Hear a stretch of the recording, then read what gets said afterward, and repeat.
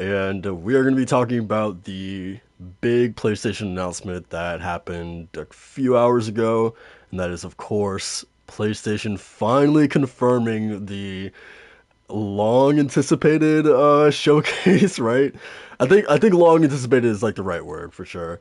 Um, but yeah, man, this is something that we've been looking forward to literally since the showcase in 2021.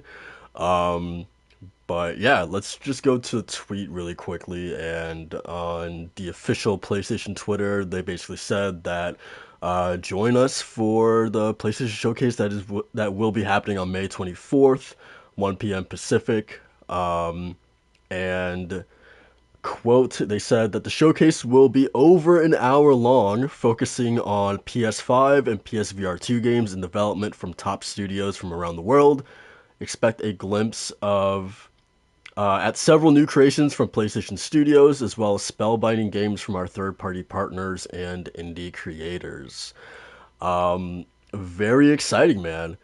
Just because, like, I partly I was fine with the showcase, us not having a showcase in 2022, simply because I think you could kind of tell that that was a year where their teams just like weren't ready, or it was just too early to show things off, right? I think Sony this generation has been very good about not showing things off that are like 3 to 4 years off, right? We definitely don't want like a Last of Us Part 2 situation where, yes, it was very exciting that we got that game revealed the way that it was revealed. At the same time, we had to wait 4 years for that thing to come out, right? And then similar with things like even like Ghost of Tsushima, that being announced 3 years in advance, or heaven forbid, The Last Guardian, right? We don't want situations like that. So taking all of that into account and going back to the PS5 Future of Gaming event back in 2020, most of those first party games that were announced in that showcase are already out, right? They were out within like 2 years of that showcase. So you go to Returnal, to Ratchet and Clank, to GT7, to Horizon, to God of War, right? Even though God of War was revealed later in 2020, but you get my point that they've been fairly good about revealing things and those games coming out in 2 years at the most. So if last year they were at a point where they just weren't ready to show off things, then I would rather, them to kind of like take their time, let things cook, rather than show things off way too early, which feels like that's what they were kind of, which is why I think they probably took off last year, why they didn't have a showcase last year. And then, they supplemented last year with two banger state of plays, in my opinion, with the June show state of play and the September one as well, where we got Rise of the Ronin and Stellar Blade and Tekken 8, right? So yeah, that's kind of my thought process with why I was okay with not getting a showcase last year. But now at the same time, it's kind of like a double-edged sword, because you didn't have a showcase last year, but now it kind of feels like you have a bunch of things that you're kind of sitting on because you didn't have one last year. So it's kind of this build up of like, okay, now we have like a bunch of things that we can talk about. So that's what makes the wait so exciting, right? And so like palpable. So I'm very excited. I usually try to like keep my excitement in check, but like I feel pretty safe like being excited for this one, because it does feel like, obviously not all the first party teams are going to be there. I don't expect Housemarque, right? I don't expect Haven Studios to be there. Um I going down the list, man. Who else, man? Right? I mean, we can go down the list. Who else?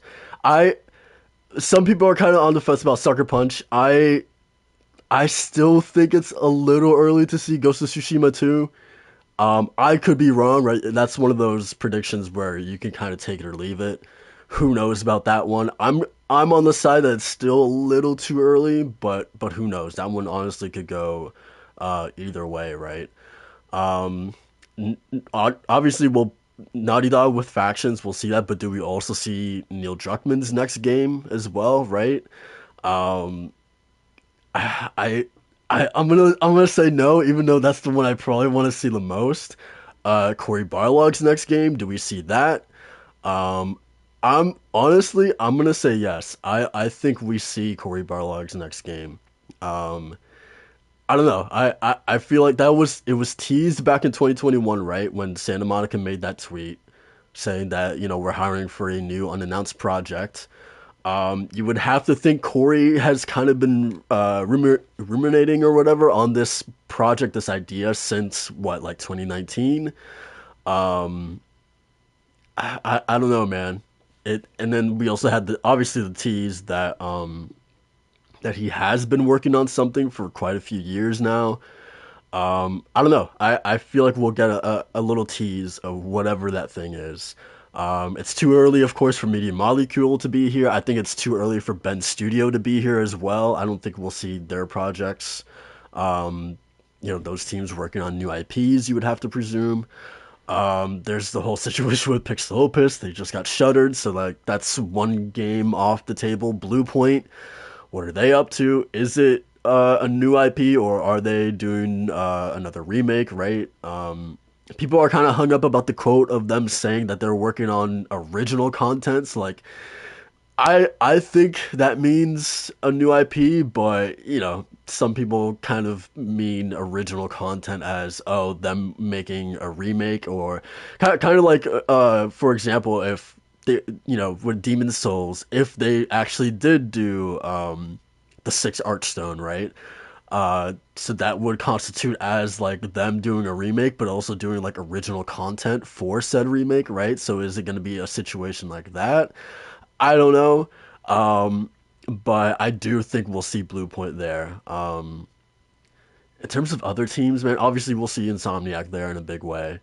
Um, but yeah, I'm trying to think of ex dev. Will probably. I mean, Kojima in terms of Death Stranding, he's been hanging out a lot recently with Sony's marketing team as well as ex dev. So I previously thought that whatever he would be showing around this time would show up at Summer Games Fest, right? He has that relationship with Keeley, but I don't know. Maybe he does show up to this showcase because again, I mean, he literally just posted a picture last night with Sony's marketing team and with XDev as well. So yeah, maybe that happens as well. Other third party possibilities. That's the big question. We know Konami apparently is going to be there in a big way, showing up with Castlevania, Metal Gear. We possibly get another look at Silent Hill, right? My big hope is, or I don't know, I guess like Dream. I don't know if Dream is like too dramatic, but um, I'm really curious to see what That's No Moon is working on. That's a studio I think that's been established for a few years now, and they have a bunch of former Sony people. Michael Mumbauer was like one of the founding people of that studio. He's not there anymore, but it's a studio made up of like really, really good talent. So yeah, I'm very curious to see what they're working on. Is it too early to see what they're working on? Who knows? But I would be excited to see their project. Is this where we finally see MK12 or I think it's called Mortal Kombat 1? That's a possibility as well. Um, but yeah, man, there's even like taking first party aside, man, there is a ton that could be shown off here, and that's the most exciting thing too is that it's over an hour because I feel like the last showcase, which I wasn't the biggest fan of, that was 40 minutes, right? So what exactly? Just this thing being over an hour is so exciting, man. Um, yeah. So that's because, and that's not even taking into account like their I was gonna say Firewalk, but they did acquire Firewalk, so I would assume that we probably see their project as well. Um, but yeah, just I feel like we need to start learning about these live service projects. Since they've been talking about them for a long time. What has Bungie been up to? Do we finally see their other non Destiny related projects here at this showcase? Right? Yeah, it's again, the possibilities feel endless. Again, the fact that it's over an hour is the reason why I'm kind of just spitballing here, because it feels like there's just so much that could possibly happen, and that's what's so exciting about it. But yeah, I'm trying to like run down the list of like first party studios. Yeah, like I don't know. Oof. Yeah, I do we see Ari? See, now I'm just like saying crazy shit now, because I'm like, do we see RE9? I don't think so. I think it'd be too early to see that. Quite honestly. But again, you never know, right? But I don't know. I still. I mean, we only just got RE8. What? Not even 2 years? Or yeah, 2 years ago. It's been 2 years. So, but still, I don't think that we will get that. Even though I would love it. I would love to see Jill come back. So, and then there's projects like Stellar Blade, Lost Soul aside. I don't think we need an update on Stellar Blade. I mean, obviously we'll need to know the release date at some point. But at the same time, we just saw Stellar Blade in September, so I would be okay if we go a little bit more time without seeing it. But I do recognize that we need that release date fairly soon. Eternites, where's that game? That game was announced at the June State of Play, I think. That kind of like dating sim RPG that kind of reminded everyone of Persona. It looked really, really cool. I would love an update on that. Lost Soul aside, man, I believe a part of their China Hero project. That game, man, who knows the status of that game? But Sony has, recently they did step in and they are like actively helping development wise. They're also now publishing the game, right? So like and so you would have to assume with that game, with Sony being a lot more involved now, has the scope of that project grown because of that, right? So I don't know, man. We got to see a little bit of that game last year, I believe. So yeah, where's that game at? I would love to know. Um, but yeah, would love to find that out. Um, but yeah, I mean, big one. Y'all are probably gonna laugh at me. I don't know. I don't know when the Persona Live concert is supposed to happen. Atlas usually likes announcing, their big projects over there. So I wouldn't be surprised if Atlas saves Persona 6 for that. But, if there was any other place, it would be here, right? It kind of feels like that. So, yeah, Persona 6, man. I don't know, man. It's been what, man? 2016 is when P5 came out in Japan. So, yeah, I don't know. It feels like it's time to see that, you know? It feels like it's time. Even though I've been kind of saying that for a few years now. So, but yeah, man. In terms of other third parties, I really don't know. In terms of that's the exciting thing too that I feel like is because it feels like since they've been so quiet, and because Sony has done a fairly good job of when to the ratio between when to announce things and when to release things has been so like well handled in my opinion. It makes trying to guess what could be there a lot more difficult, right? Because all these major third parties that they have aligned themselves with, that they have previously shown off at these showcases, have all been released now, right? Same goes with the first parties. So, yeah, it makes that stuff a lot harder to try to gauge what would be there. But yeah, Third party is going to be the most interesting thing to see. Do we see another trailer for FF16? I mean, possibly, right? Um, do we see Rebirth? Right? That's I feel like I'm more interested to see that what that looks like. God, do we see Kingdom Hearts 4? Right? Um, I don't know. That's a possibility too. You know, but yeah, third parties is going to be very interesting to see. But yeah, I guess going back to first party, I I don't know, man. Like I feel like I've gone through and like the number of first parties as well is going to be like interesting because like I see I see people going online saying that they're expecting like 10 first party games or something like that, and I'm like let's hold our horses here, man, because like that's a lot, man. That is a ton. I'm not gonna go that far, but I feel like oh Jesus, I feel like a number between like 5 to 7 is like a safe number. Even that feels kind of, you know, like me being restrained, you know. But I don't know. I feel like 5 to 7 is a good number, because then you're kind of hitting that cadence of like, well, then again, kind of thinking back on like the PS5 future gaming showcase, I feel like they definitely exceeded that 5 to 7 number, right? So who knows? Who knows? They could definitely probably beat that number.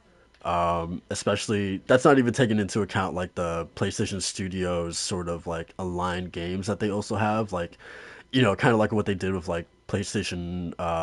Not sorry, I was about to say PlayStation All Stars. God forbid we ever see that again. Destruction All Stars. Damn. That game. A game where it's like it's not a first party studio, but it's still PlayStation Studios kind of backed game, similar to Sackboy Big Adventure as well, right? So yeah, there's that. God, there's a lot of XDev projects that were kind of leaked.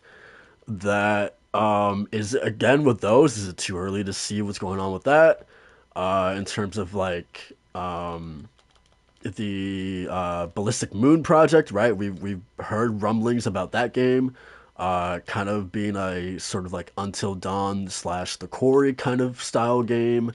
Yeah, do we finally see what that game is? Fire Sprite. I feel like this could be Fire Sprite's like big coming out party. Damn. Just in terms of like they have multiple projects in the work. Call the Mountain is out the door.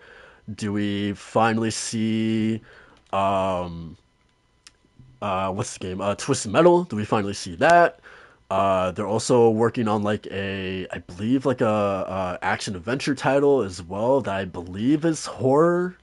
Yeah, so like, do we see Fire Sprite show up with two projects at this thing? That's again, that's the thing. There is so much we could possibly see, first party and third party. That's just like, yeah, it's so goddamn exciting. But yeah, I think that's probably it, just in terms of my just me spitballing and what could possibly be shown here. Yeah, it's a lot, man, for especially with them saying that's gonna be over an hour long, man. Yeah, I and that's not even mentioning, what the hell is the deal with goddamn KOTOR, right? What the hell is going on with that? Yeah, there's that's a big question mark. And that to me that's the most exciting part, right? Is the games that we have absolutely no inkling of, right? Because KOTOR was a huge surprise back to the last showcase. That was something I never would have imagined in like my wildest dreams, right? So those are the games that like. Yeah, Spider-Man 2 is gonna be cool to see gameplay for the first time. Wolverine as well. That's gonna be cool. Um, Factions as well. It's gonna be very cool. But what are the things that we don't know about, right? That's kind of like what I'm so curious to see.